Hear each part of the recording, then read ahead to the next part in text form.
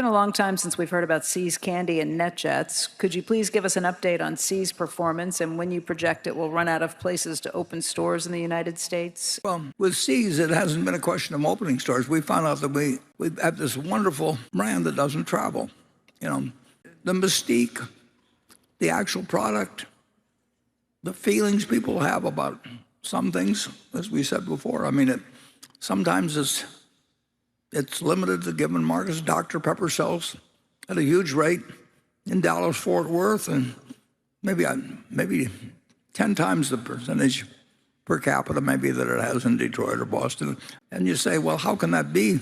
Well, the product's been around for a century and people travel and you have national advertising. And I'm not sure, but I keep learning more as I watch different brands. And Charlie and our economics were so good in California that we tried to, in many cases, the same experiment over and over again. It doesn't cost much to experiment. We've tried everything in the world to cause the brand to travel, and we always think we were right for the first week, and then we find out that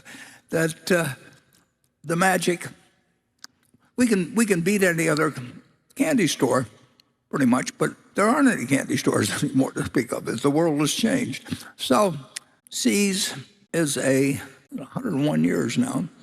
It has magic, and it has limited magic in sort of the adjacent West. You can almost, it's gravitational almost. And then you get to the East, and incidentally in the East, people prefer dark chocolate to milk chocolate. In the West, people prefer milk chocolate to dark.